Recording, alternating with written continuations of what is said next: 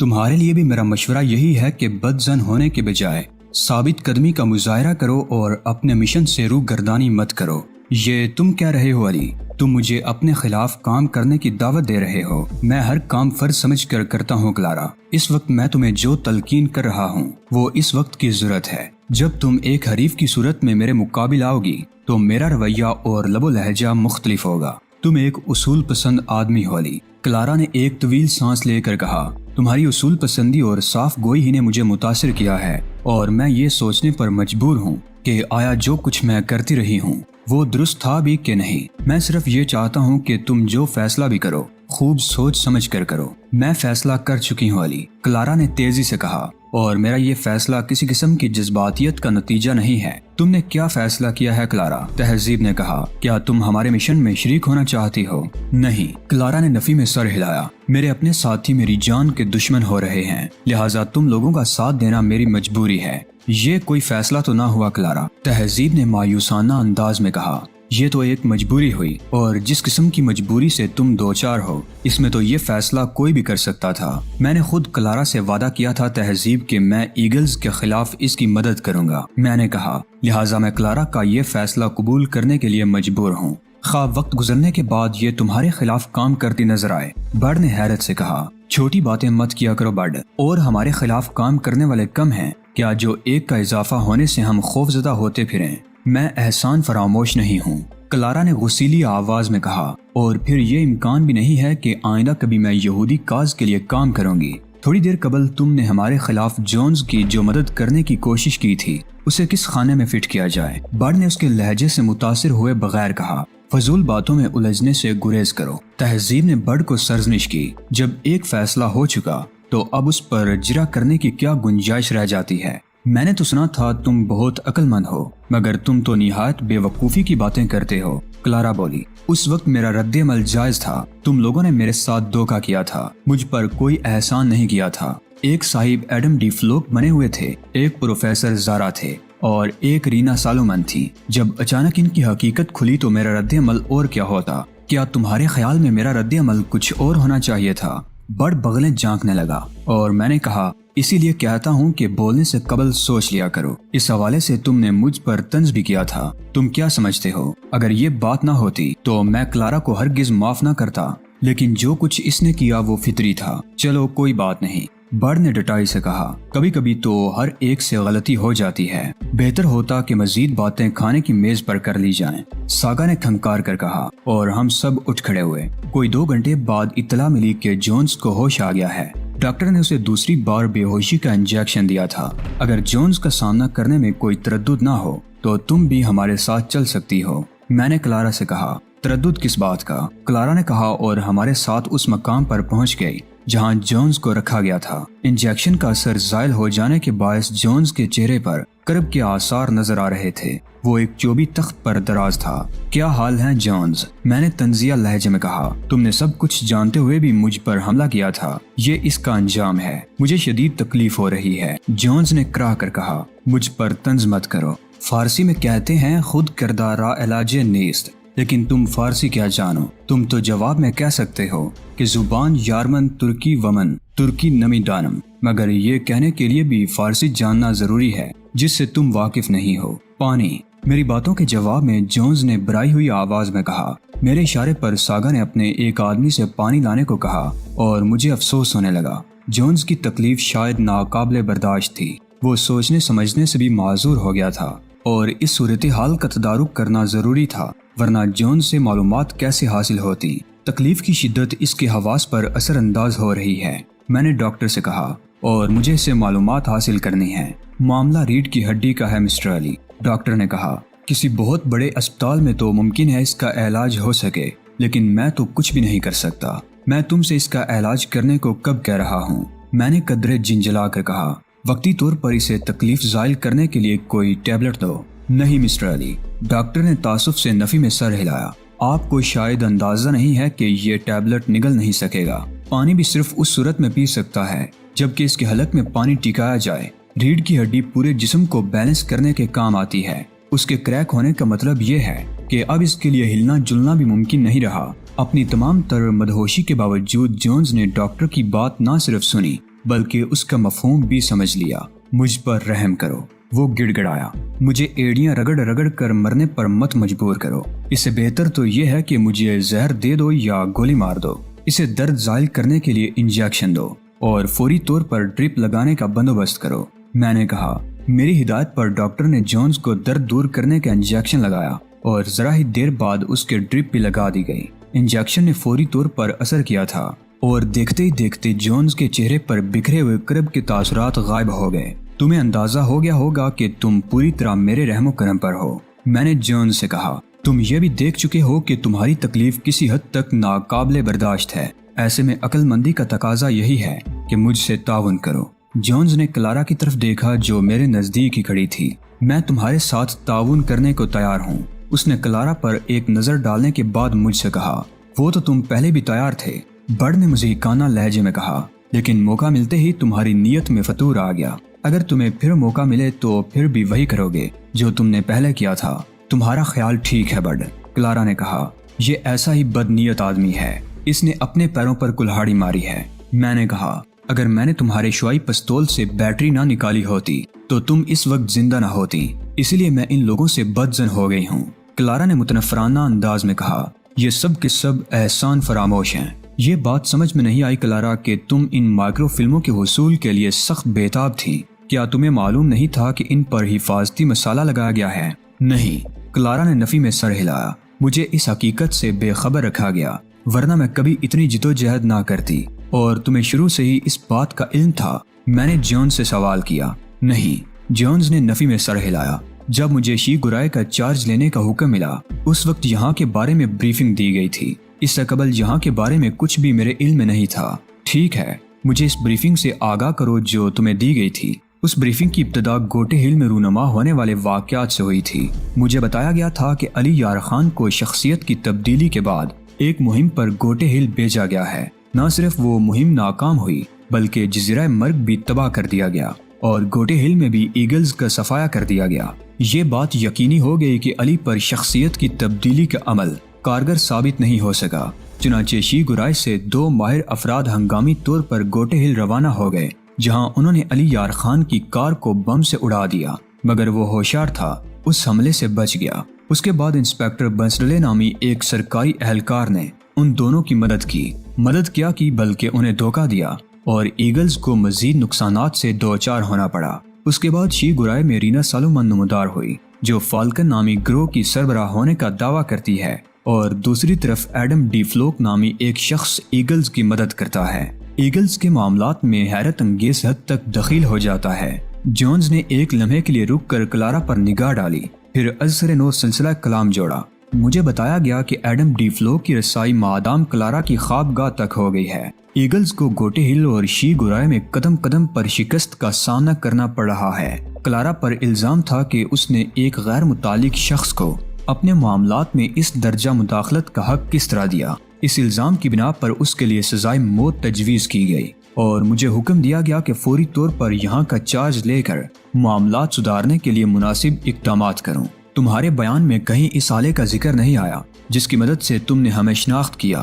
اس کا نام smell detector ہے۔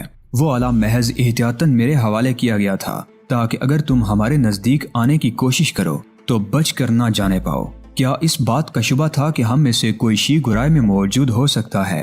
تہذیب نے سوال کیا۔ نہیں، جونز نے کہا، لیکن تم لوگوں سے کبھی بھی اور کہیں بھی مٹبھیڑ ہونے کا امکان رہتا ہے، اس لیے تمہارے خلاف ہمہ وقت الرٹ رہنے کا اصولی فیصلہ کر لیا گیا تھا۔ اب تو یہ بالکل سیدھا ہو گیا چیف، بڑ نے کہا، ہر سوال کا درست جواب دے رہا ہے۔ یہ بتاؤ کہ تمہاری ہائی کمان میں کون کون لوگ شامل ہیں؟ میں نے پوچھا۔ جونز کے چہرے کے تاثرات محض ایک لمحے کے لیے تبدیل ہوئے تھے، اور یہ تبدیلی بھی ایسی نہیں تھی جو آسانی سے نوٹ کی جا سکتی۔ غالباً میرا سوال اس کے لیے کچھ زیادہ ہی غیر متوقع تھا۔ مجھ سے صرف وہ باتیں پوچھو جن کے جواب میں دے سکوں، جونز نے کہا۔ تم تو مجھ سے تعاون کرنے کی باتیں کر رہے تھے، میں نے طنزیہ لہجے میں کہا۔ اب تمہیں کیا ہو گیا؟ میں اب بھی اپنی بات پر قائم ہوں، لیکن جو بات میرے علم میں ہی نہیں ہے اس کا کیا جواب دوں گا؟ جھوٹ مت بولو جونز، مجھ سے واقف ہوتے ہوئے بھی تم مجھے دھوکہ دینے کی کوشش کر رہے ہو۔ کیا تمہیں معلوم نہیں ہے کہ مجھے دھوکہ دینا کتنا مشکل کام ہے؟ میں جھوٹ نہیں بول رہا، جونز نے مردار آواز میں کہا۔ تم کلارا سے معلوم کر سکتے ہو، ہائی کمان کے بارے میں کوئی کچھ نہیں جانتا۔ یہ ٹھیک کہہ رہا ہے، کلارا دھیمی آواز میں بولی۔ ہائی کمان کے معاملات بے حد خفیہ رکھے جاتے ہیں، شاید ہی کسی کو اس کے بارے میں کچھ معلوم ہو۔ انجیکشن کا اثر کتنی دیر تک رہے گا؟ میں نے ڈاکٹر کی طرف مڑ کر پوچھا۔ میرا اندازہ ہے کہ 4 گھنٹے بعد انجیکشن کا اثر زائل ہونا شروع ہو جائے گا۔ سن لیا تم نے؟ میں نے بلند آواز میں جونز کو مخاطب کیا۔ اس کے بعد تمہیں دوسرے ڈوز کی ضرورت پڑے گی، جو میری اجازت کے بغیر نہیں دیا جائے گا۔ تم نے تو کہا تھا کہ اگر میں نے تم سے تعاون کیا تو تم مجھے کوئی تکلیف نہیں ہونے دو گے۔ جونز نے اٹک اٹک کر کہا، ہاں مگر خلاف ورزی کرنے میں پہل تم نے کی ہے۔ پہلے میں نے سوچا تھا تم پر تشدد کروں گا، مگر اب اس کی کوئی ضرورت ہی نہیں ہے۔ بس تمہیں انجیکشن نہیں دیا جائے گا، کمر کی تکلیف خود ہی تمہارا دماغ درست کر دے گی۔ یہ زیادتی ہے، تم مجھ سے وہ بات معلوم کرنا چاہ رہے ہو جو میرے علم میں ہے ہی نہیں۔ کلارا بھی اس بات کی تصدیق کر چکی ہے، تمہارے علم میں کچھ نہ کچھ ضرور ہے۔ میں نے تم سے رینڈل عرف موشے ہاورڈ کا پتہ اس لیے دریافت نہیں کیا کہ وہ تمہارے علم میں نہیں ہوگا۔ ہائی کمان کے بارے میں بھی مجھے کچھ نہیں معلوم، جونز نے کہا۔ میری سمجھ میں نہیں آتا کہ میں تمہیں کس طرح یقین دلاؤں۔ میں نے طے کر لیا ہے کہ کلارا کو یہ تماشا بھی ضرور دکھاؤں گا۔ میرا خیال ہے تم آدھے گھنٹے بھی کمر کی تکلیف نہیں جھیل سکو گے۔ جونز نے خاصا واویلا کیا مگر میں نے ایک نہیں سنی۔ میں جا رہا ہوں جونز، جب تمہارا دماغ درست ہو جائے تو مجھے بلوا لینا، میں نے کہا اور تیزی سے پلٹ کر باہر نکل آیا۔ ممکن ہے جونز ہائی کمان کے بارے میں واقعی کچھ نہ جانتا ہو۔ تہذیب نے مجھ سے کہا، وہ کچھ جانتا ہو یا نہ جانتا ہو، اسی سلوک کا مستحق ہے۔ ساگا بولا۔ علی کے احترام میں کچھ نہیں بولا، ورنہ اسے تڑپ تڑپ کر مرنے کے لیے چھوڑ دیتا۔ تم بہت پر اعتماد نظر آ رہے ہو، لیکن میں تمہیں بتا رہی ہوں کہ اس سے کسی قسم کی معلومات کے حصول کی توقع مت رکھنا، تمہیں مایوسی ہوگی۔ کلارا نے کہا، در حقیقت میں اس سے کہیں زیادہ پر یقین ہوں جتنا تم سمجھ رہی ہو۔ میں نے مسکرا کر کہا۔ کلارا مجھے الجھی ہوئی نظروں سے دیکھنے لگی۔ سمجھ میں نہیں آتا، وہ بڑبڑا کر رہ گئی۔ چیف کے تو اندازے بھی بہت کم غلط ثابت ہوتے ہیں، بڑ نے کہا، اور جس بارے میں انہیں یقین ہو وہ تو غلط ہو ہی نہیں سکتا۔ اس کے بعد 4 گھنٹے ہم نے ادھر ادھر کی باتیں کرتے گزارے۔ فی الوقت اور کوئی کام بھی نہیں تھا۔ تمہارے 4 گھنٹے تو پورے ہوئے، تہذیب نے ہنس کر کہا۔ اب دیکھو کیا ہوتا ہے۔ اب دیکھنا یہ ہے کہ وہ تکلیف کتنی دیر برداشت کرتا ہے۔ میں نے کہا، جب وہ زبان کھولنے کا ارادہ کرے گا تو مجھے بلوا لے گا۔ خلاف توقع آدھے گھنٹے بعد ہی میرا بلاوا آ گیا۔ اتنی جلدی تو وہ شکست نہیں کھا سکتا، میں نے اٹھتے ہوئے کہا۔ تاہم دیکھ لینے میں کیا حرج ہے۔ ہم ایک بار پھر جونز کے پاس پہنچ گئے۔ اس کی ٹوٹی ہوئی ریڑھ کی ہڈی میں اگر تکلیف ہو بھی رہی ہوگی تو اتنی کم تھی کہ وہ بآسانی اسے برداشت کر رہا تھا۔ تم نے مجھے کیوں بلوایا ہے جونز؟ میں نے اسے گورتے ہوئے کہا۔ میں نے تم سے کہا تھا جب زبان کھولنے کا ارادہ کر لو تب مجھے بلوانا۔ میں تم سے درخواست کرتا ہوں کہ اپنے فیصلے پر نظر ثانی کر لو، جونز نے کرا کر کہا۔ تم ایک غلط فہمی کے تحت مجھے کیوں ایذا پہنچانے کے در پہ ہو؟ تمہیں تھوڑا بہت اندازہ تو ہوگا ہی کہ تمہاری تکلیف اگر بڑی تو تمہارا کیا حشر کرے گی۔ میں نے معنی خیز لہجے میں کہا، تم اگر مجھے اذیت سے ہی دوچار کرنا چاہتے ہو تو اور بات ہے، لیکن تم اپنا شوق پورا کرنے کے لیے کوئی بہانہ کیوں بنا رہے ہو؟ مجھ میں اتنی اخلاقی جرت موجود ہے ڈیئر جونز کہ جب میں تمہیں ایذا پہنچانا چاہوں گا تو یہ کہہ کر پہنچاؤں گا کہ تم اس کے مستحق ہو۔ مان جاؤ علی، جونز گگیایا، اس ایذا رسانی سے تمہیں کچھ بھی حاصل نہیں ہوگا۔ تمہیں تو اپنی طاقت پر بڑا گھمنڈ ہوا کرتا تھا۔ میں نے تنزیہ لہجے میں کہا، تمہیں اس کا خیال کرنا چاہیے تھا۔ یوں گڑ گڑاتے ہوئے اور رحم کی بھیک مانگتے ہوئے ذرا اچھے نہیں لگتے۔ وقت نے تمہیں فاتح بنا دیا ہے تو تم میرے اوپر طنز کر رہے ہو، میرے زخموں پر نمک پاشی کر رہے ہو۔ وقت کبھی یکساں نہیں رہتا ڈیئر جونز، کل تمہارا وقت تھا اور آج میرا وقت ہے۔ جب تمہارا وقت تھا تو تم نے میرے قتل کا حکم صادر کر دیا تھا۔ اس وقت تم نے نہیں سوچا تھا کہ اگر وقت پلٹ گیا تو کیا ہوگا۔ جو کچھ میں نے تمہارے ساتھ کیا تم اسے دوہرا سکتے ہو، مگر یہ تو سراسر زیادتی ہے کہ بلا جواز کسی پر ظلم کیا جائے۔ نہیں، یہ زیادتی نہیں ہے۔ اگر ہوتی تو تم کبھی فلسطین کے نہتے لوگوں پر بمباری نہ کرتے۔ تمہارے اس طرز عمل سے ثابت ہوتا ہے کہ ظلم کرنا بہت اچھی بات ہے۔ تو جب یہ اچھا کام تمہارے ساتھ ہو رہا ہے تو تم اس پر شور کیوں مچا رہے ہو؟ تمہیں تو خوش ہونا چاہیے۔ جونز نے ایک بار پھر فریاد کرنا شروع کر دی۔ وہ بری طرح گڑ گڑا رہا تھا۔ یہاں ڈاکٹر موجود ہے جونز، میرا خیال ہے تمہیں انجیکشن کی ضرورت محسوس ہونا شروع ہو گئی ہے۔ جب تکلیف ناقابل برداشت ہو جائے اور تمہیں انجیکشن کی ضرورت محسوس ہونے لگے تو بتا دینا، لیکن خیال رہے کہ انجیکشن تمہیں اسی صورت میں دیا جائے گا جب تم زبان کھولنے پر آمادہ ہو جاؤ گے۔ جونز نے داد و فریاد کا سلسلہ ایک بار پھر شروع کر دیا، مگر میں نے اس کی طرف سے کان بند کر لیے تھے اور اپنے ساتھیوں کو بیٹھنے کا اشارہ کرتا ہوا خود بھی بیٹھ گیا تھا۔ کلارا مضطرب نظر آ رہی تھی، ساگا خوش تھا جبکہ تہذیب اور بڑ مطمئن تھے۔ انہیں بھی میری طرح یقین ہو گیا تھا کہ جونز کچھ نہ کچھ ضرور جانتا ہوگا۔ بعض اوقات قدرت اس طرح مہربان ہوتی ہے کہ حیرت ہونے لگتی ہے۔ میں نے کہا، ہم خود سے لاکھ کوشش کرتے مگر جونز پر اس سے بہتر تشدد نہیں کر سکتے تھے۔ تم آرام طلب ہوتے جا رہے ہو چیف، بڑ نے کہا۔ ایسے تشدد سے کیا فائدہ جو خود بخود ہو رہا ہو؟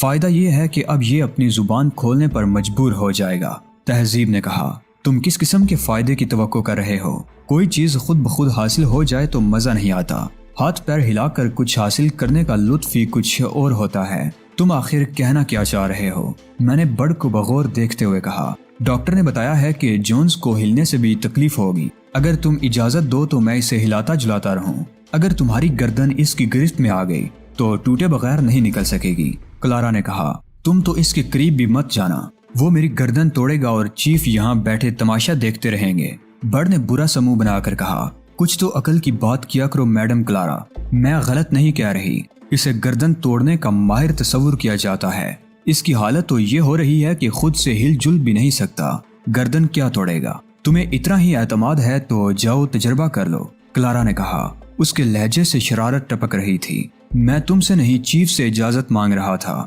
بڑ نے غصیلے لہجے میں کہا۔ ہم لوگ اپنے چیف کے سوا کسی اور کی نہیں سنتے۔ بڑ کی بات سن کر مجھے اور تہذیب دونوں کو ہنسی آ گئی۔ کلارا کی باتیں سن کر بڑ خوف زدہ ہو گیا تھا اور اب جونز کے قریب جانے سے بچنے کے لیے میرا سہارا لینے کی کوشش کر رہا تھا۔ جب جونز اور تمہارے چیف کی پہلی جھڑپ ہوئی تھی اس وقت اس نے اس کی گردن ہی پکڑی تھی، کلارا بولی۔ یقین آئے تو اپنے چیف سے پوچھ لو، پوچھنے کی کیا ضرورت ہے، بڑ نے فاتحانہ انداز میں کہا۔ میں کیا دیکھ نہیں سکتا کہ چیف کی گردن صحیح سلامت ہے، اور صرف اس لیے صحیح سلامت ہے کہ وہ تمہارے چیف کی گردن ہے۔ کسی اور کی گردن ہوتی تو بھی گردن تو کہلاتی مگر ٹوٹی ہوئی۔ تم خواہ مخواہ مجھے دہلانے کی کوشش کر رہی ہو۔ بڑ کسی سے نہیں ڈرتا، تمہاری کوشش ضائع ہو جائے گی۔ کلارا کی کوششیں ضائع نہیں ہو رہی تھیں بلکہ رنگ لا رہی تھیں۔ بڑ بری طرح خوف زدہ ہو گیا تھا مگر اپنا خوف ظاہر نہیں کرنا چاہتا تھا۔ میں تو صرف چیف کے اشارے کا منتظر ہوں۔ ادھر چیف نے اشارہ کیا اور ادھر میں نے جونز کو ہلانا جلانا شروع کیا۔ تمہیں خطرے سے آگاہ کرنا میرا فرض تھا، کلارا نے بے پرواہی سے کہا۔ ویسے یہ بہادری تو ہرگز نہیں کہلائے گی کہ تم ایک ایسے شخص کو تکلیف پہنچاؤ جو ہلنے جلنے سے بھی معذور ہو۔ مجھے یوں لگتا ہے چیف جیسے مادام کلارا اپنے ساتھی جونز کو بچانے کی کوشش کر رہی ہیں۔ کلارا نے بڑ کو گور کر دیکھا۔ وہ کچھ کہنا بھی چاہ رہی تھی مگر اس سے قبل ہی تہذیب بول پڑی۔ یہ بہت بری بات ہے بڑ، کلارا اب ہمارے ساتھی کی حیثیت رکھتی ہے، تمہیں گفتگو کرتے ہوئے محتاط رہنا چاہیے۔ بس پوری دنیا میں ایک بڑ کو ہی محتاط رہنا چاہیے، بڑ نے جھنجھلا کر کہا۔ اور جس کا جو جی چاہے کرتا پھرے، منمانی کرنے کی اجازت تو خیر کسی کو بھی نہیں دی جا سکتی، تہذیب نے کہا۔ ہر ایک کے لیے کچھ نہ کچھ حدود ضرور متعین ہوتی ہیں۔ بڑ برا سا منہ بنا کر ادھر ادھر دیکھنے لگا۔ جونز نے تھوڑی دیر واویلا کرنے کے بعد چپ سادھ لی تھی۔ ساگا حیرت سے یہ اوٹ پٹانگ باتیں سن رہا تھا۔ اس کی سمجھ میں یہ بات نہیں آ سکی تھی کہ زیادہ تر گفتگو دراصل جونز کو سنانے کے لیے کی گئی ہے تاکہ وہ زیادہ سے زیادہ خوف زدہ ہو جائے اور مطلوبہ معلومات جلد از جلد فراہم کر دے۔ تم دیکھ لینا جونز تمہیں غلط سلط معلومات فراہم کرے گا۔ بڑ سے زیادہ دیر چپ نہیں رہا گیا۔ اور تمہارے خیال میں اتنا گامڑ ہوں کہ آنکھ بند کر کے اس کی باتوں پر یقین کر لوں گا؟ میں نے کہا، یہ تو بنیادی اصول ہے بڑ کے جب بھی اس طرح سے معلومات حاصل کی جاتی ہیں تو پہلے ان کی تصدیق کی جاتی ہے، تہذیب نے حیرت سے کہا۔ سمجھ میں نہیں آتا کہ آج تمہیں کیا ہو گیا ہے، مستقل بے وقوفانہ باتیں کر رہے ہو۔ دراصل اس سے انتظار نہیں ہو رہا، میں نے ہنس کر کہا۔ یہ چاہتا ہے کہ ہر کام جلد از جلد ہو جائے ورنہ یہ ہے بہت ذہین۔ بس رہنے دو چیف، پہلے دل جلاتے ہو پھر مکھن لگاتے ہو۔ تم لوگوں نے بڑ کی بہت توہین کی ہے، آخر تم چاہتے کیا ہو؟ میں نے اسے چمکار کر کہا۔ کیا تمہیں جونز پر تشدد کرنے کی اجازت دے دی جائے؟ میرے منہ سے یہ الفاظ سن کر بڑ کے ہوش اڑ گئے اور وہ بوکھلائے ہوئے انداز میں بولا، مجھے کیا پڑی ہے کہ میں زبردستی تمہاری مرضی کے خلاف کچھ کروں۔ وہ کلارا کی باتیں سن کر خوف زدہ ہو گیا تھا اور جونز کے قریب نہیں جانا چاہتا تھا، مبادا وہ آخر وقت میں بڑھ پر کوئی وار کر گزرے۔ آخر تم میرے چہیتے ماتحت ہو، تمہاری خوشی کی خاطر میں اپنے اصولوں سے روگردانی بھی کر سکتا ہوں۔ میں نے بڑے پیار سے کہا، میری خوشیوں کا خیال کرنے کے لیے بس یہی ایک معاملہ رہ گیا ہے۔ برڈ نے بنا کر کہا، اب اس سے کچھ مت کہنا علی۔ تہذیب نے تیزی سے کہا، یہ بدماشی کی گفتگو شروع کرنے والا ہے، تم لوگ کس قسم کی باتیں کر رہے ہو؟ ساگا نے بے بسی سے کہا، میری سمجھ میں کچھ نہیں آ رہا، یہ تصوف کے معاملات ہیں ساگا، ہر ایک کی سمجھ میں آسانی سے نہیں آتے۔ کس چیز کے معاملات؟ ساگا نے کہا۔ اس کا منہ حیرت سے کھل گیا تھا، وہ قطعی نہیں سمجھ سکا کہ تصوف کیا چیز ہوتی ہے۔ میرا مطلب ہے یہ ہمارے آپس کے معاملات ہیں، ہمارے ساتھ رہو گے تو رفتہ رفتہ سب کچھ سمجھ میں آنے لگے گا۔ ساگا کی سمجھ میں کچھ بھی نہیں آیا، اس نے کچھ کہنا چاہا مگر اس کی توجہ جونز کی طرف مبذول ہو گئی تھی، جس کے حلق سے کراہیں خارج ہونا شروع ہو گئی تھی۔ ریڑھ کی ہڈی کا درد اس کی برداشت سے باہر ہو گیا تھا۔ اس بار اس کی تکلیف میں بڑی تیزی سے اضافہ ہوا۔ اس کے ساتھ مشکل یہ تھی کہ وہ تڑپ بھی نہیں سکتا تھا۔ ہلنے جلنے سے مضروب جگہ پر ٹھیسیں اٹھنا شروع ہو جاتی تھی اور درد میں کمی ہونے کے بجائے اضافہ ہو جاتا تھا۔ تھوڑی ہی دیر کے اندر اندر جونز پسینے میں شرابور ہو گیا۔ اس کے چہرے کے نقوش تکلیف کی شدت سے بگڑ کر رہ گئے تھے، پسینہ داروں کی صورت میں بہہ رہا تھا۔ میں نے ڈاکٹر کو انجیکشن تیار کرنے کا اشارہ کیا اور جب وہ انجیکشن تیار کر چکا تو ہاتھ میں سرنج لے کر جونز کے قریب پہنچ گیا۔ یہ تمہارے درد کا مداوا ہے جونز، میں نے سرنج اس کی آنکھوں کے سامنے نچاتے ہوئے کہا۔ جب زبان کھولنے کا ارادہ ہو تو بتا دینا، تمہیں انجیکشن لگا دیا جائے گا۔ جونز کے چہرے پر اتنی شدید تکلیف کے باوجود نفرت کے آثار دکھائی دیے اور اس نے نفی میں سر ہلا دیا۔ اس نے کچھ کہنے کی کوشش بھی کی تھی مگر اسی وقت درد کی ایک تیز ٹھیس اٹھی اور اس کے منہ سے چیخ نکل گئی۔ مجھے معلوم ہے کہ تم بہت کچھ جانتے ہو، میں نے سفاکی سے کہا۔ اگر تم زبان کھولنے پر آمادہ نہ ہوئے تو ہم تمہیں یوں ہی مرنے کے لیے چھوڑ کر چلے جائیں گے۔